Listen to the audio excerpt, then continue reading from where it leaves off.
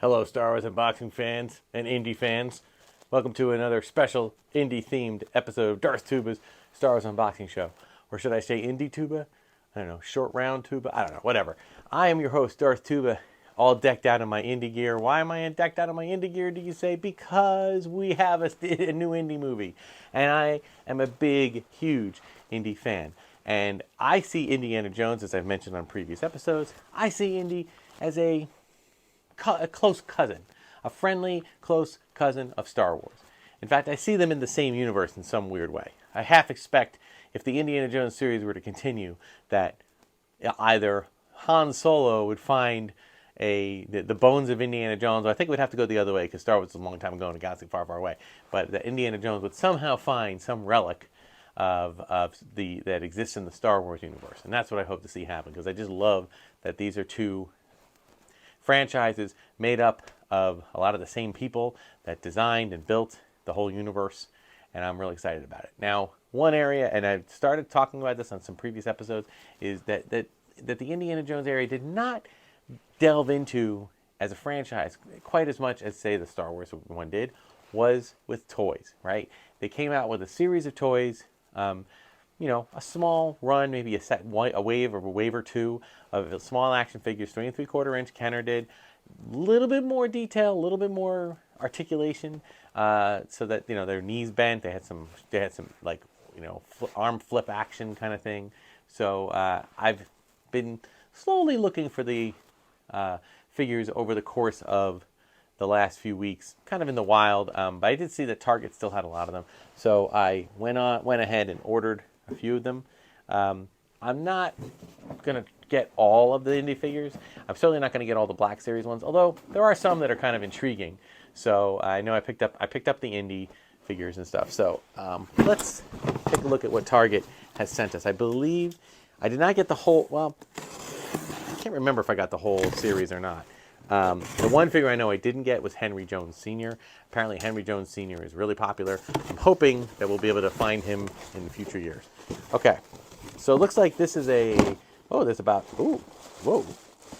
Oh my, there's quite a few figures in here. Okay, well, let's start with my buddy. There he is, Short Round. How cool is it for Ke Kwan that he's just like all of a sudden come back into the world, and we see him now, and he's been recognized as a really great actor and got an Oscar. I'm so happy for him, and he seems like such a genuine, nice guy. I don't know him personally, but we're around the same age, so it's so good to see him doing that. And he finally got an action figure. I don't think they came out with one. Hasbro did have a series of 3 3/4 inch figures back when Crystal Skull came out.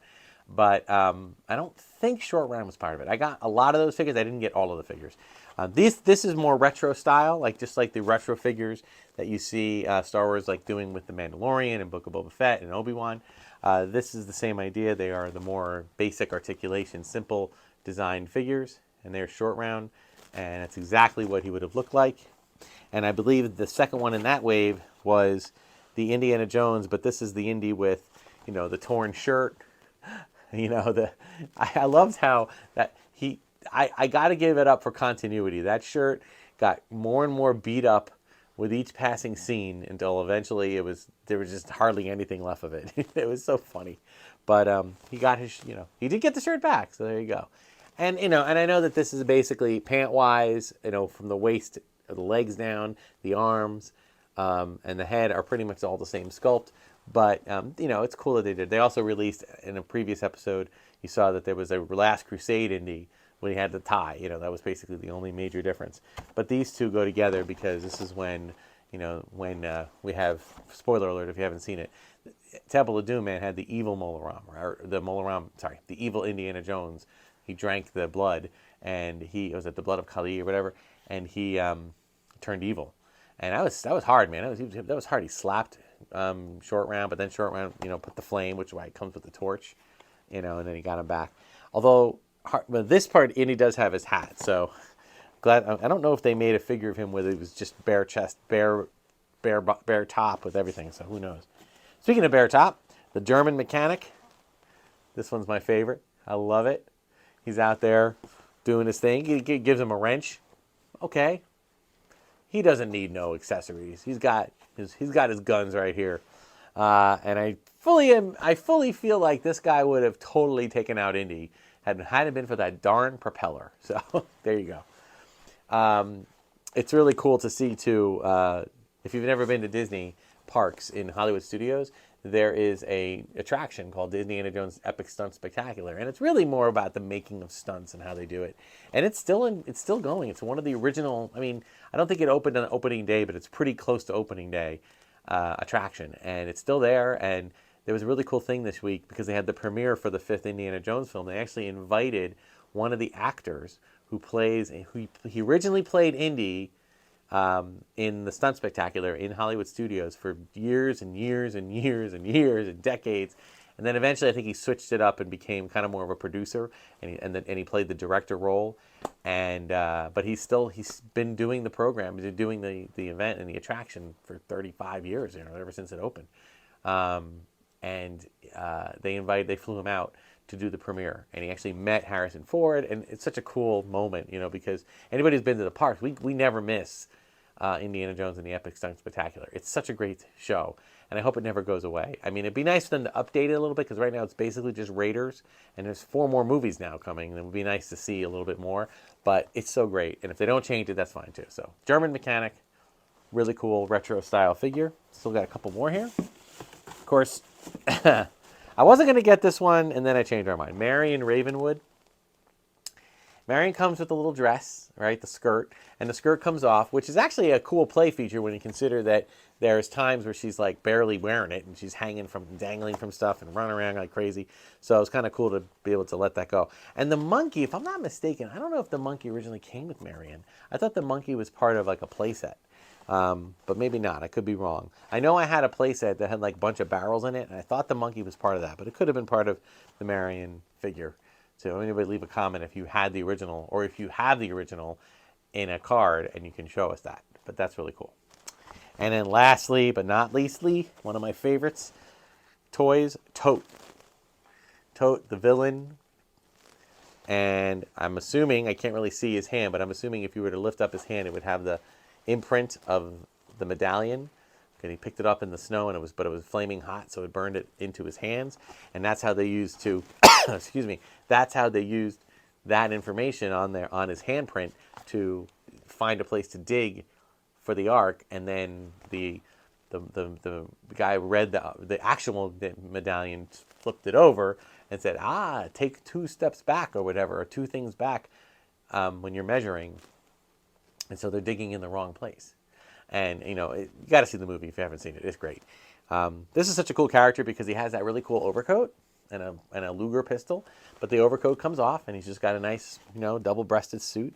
And just very, very, very menacing, very evil. I just remember, now, what shall we talk about? It's like... And, of course, his demise... I did see that when I was in Target the other day, I did see that they had a Black Series 6-inch version of this, and it came with the melting face. But I just, the Black Series, I like it, but I'm just not, I don't know. I'm hoping that they continue doing some retro line with this and maybe try to get a lot of the main characters from all the movies. If they do that, I will definitely be there. And I may be putting a little extra money towards Indiana Jones' dad, because Henry Jones is one of my favorite, supporting characters ever, and I really hope that they do make him more available. So that will do it for this episode of Darth Tuba's Indy unboxing show, because I know that I do mostly Star Wars, and I will get back to Star Wars. But at the point of this video being released, the movie will be coming out. Oh, and let's just say this, okay? People who hate are going to hate. People who love are going to love. So my advice to all of you out there, if you want to see it, go see it. If you don't want to see it, don't see it. If you want to see it just so you can be mad at it, rethink your life, because that's not a good thing to do.